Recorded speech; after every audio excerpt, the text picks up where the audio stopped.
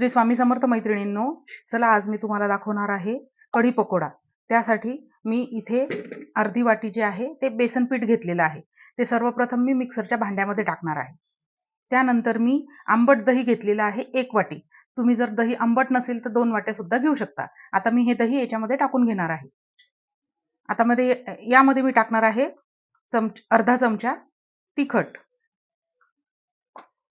आणि चिमूटभर हळद। आणि ज्या वाटीने आपण बेसन पीठ घेतलं त्या वाटीने आपल्याला 10 पट पाणी टाकायचंय। म्हणजे आपण अर्धा वाटी बेसन पीठ घेतलं तर आपल्याला याच्यामध्ये आता हे पूर्ण मिक्सर मध्ये बसणार नाही, तर जेवढं बसेल तेवढं मी पाणी टाकून घेते आणि उरलेलं कढीमध्ये टाकते। इथे 2 वाट्या मी पाणी टाकून घेतलं, माझ्या 3 वाट्या बाकी आहेत। आता हे 2 मिनिटांसाठी मी मिक्सरला फिरवून घेणार आहे। हे आपलं मिश्रण हे मिक्सर मधून काढून झालेलं आहे। तुम्ही रवीने सुद्धा दही हटवू शकता, पण त्याच्यामध्ये गाठी बनतील म्हणून मी मिक्सरचा वापर केला। आता ही कढई आपण तापायला ठेवलेली आहे। ही तापली की मी याच्यामध्ये आता तेल टाकते। तुम्ही तूप सुद्धा टाकू शकता। आपली आता कढई तापलेली आहे, त्याच्यामध्ये मी 1 पळी तेल टाकून घेते। आपलं तेल तापलेलं आहे। आता थोडीशी आपण याच्यामध्ये मोहरी घालू। मोहरी चांगली फुटू द्यायची। आता इथे थोडंसं जिरं, हिरव्या मिरच्या, अद्रक बारीक केलेली, त्यानंतर 2-4 कढीपत्त्याची पानं आणि थोडेसे मेथी दाणे आणि हिंग। आपली फोडणी झालेली आहे। आता आपण जे मिक्सर मधून दही आणि बेसन पीठ फिरवलं होतं त्याला मी याच्यामध्ये टाकते।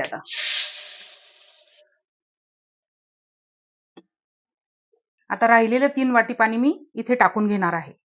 आपलं जे 3 वाटी पाणी राहिलेलं होतं ते मी आता इथे टाकून घेणार आहे। हाय फ्लेमवर आपण याला 10 मिनिटं या कढीला शिजवून घेणार आहोत। याला सतत ढवळत राहायचं, नाही तर ही कढी खाली लागेल। 10 मिनिटापर्यंत हाय फ्लेमवर आपण याला शिजवून घेणार आहोत। आपण थोडीशी कसुरी मेथी टाकू इथे फ्लेवर आणण्यासाठी। हे बघा, ही आपली कढी आता उकळते, तोपर्यंत आपण आता पकोड्याची तयारी करून घेऊ।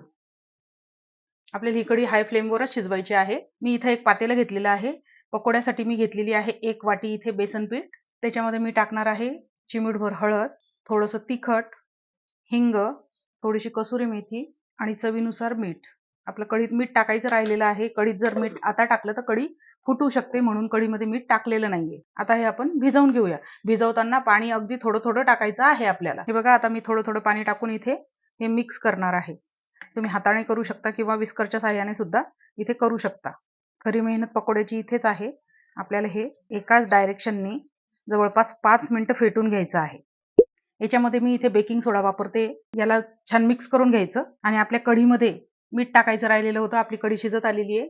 आता कढीमध्ये मी मीठ घालते चवीनुसार। ही आपली कढी आता झालेली आहे। ही इतकी घट्ट होणार आहे। हे बघा, तुम्ही बघू शकता आपली कढी आता झालेली आहे। याच्यावर झाकण ठेवून मी आता बाजूला ठेवून देते आणि आपण आता पकोडे तळायची तयारी करू। ही माझी तळण्याची कढई आहे। याच्यामध्ये मी आता थोडंसं तेल टाकते। तेल जास्त नाही वापरायचं, थोडंसंच टाकायचं आहे आपल्याला। तेल तापेपर्यंत मी याच्यामध्ये जो सोडा टाकलेला आहे ते मिक्स करून घेते आणि आपण आता याचे छोटे छोटे पकोडे बनवून घेणार आहोत। आपलं तेल तापलेलं आहे। आता आपण हव्या त्या आकाराचे याच्यामध्ये पकोडे टाकून घेऊ।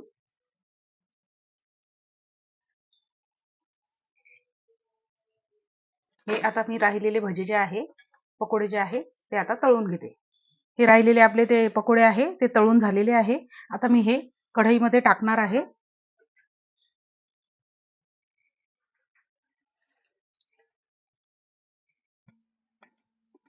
झाकण ठेवून देणार आहे।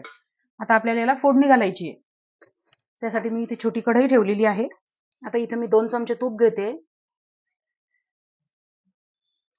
याने फ्लेवर छान येतो। आता इथे मी टाकते जिरं। तूप गरम झालेले जिरं, थोडासा हिंग आणि गॅस बंद करणार आणि त्यानंतर टाकणार आपल्या ह्या लाल मिरच्या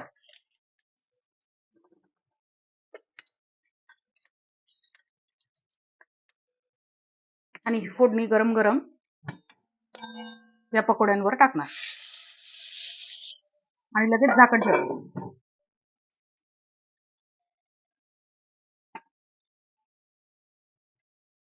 जवळपास 5 ते 7 मिनिटं झालेले आहे। याला आपण असं हलवून घेऊया। आता आपली ही जी रेसिपी आहे ही भातासोबत वगैरे खाण्यासाठी तयार आहे। तुम्ही बघू शकता खूप सुंदर झालेली आहे। नक्की करून बघा। माझी रेसिपी आवडल्यास लाईक, शेअर आणि सबस्क्राईब करायला विसरू नका। माझा पूर्ण व्हिडिओ पाहिल्याबद्दल धन्यवाद.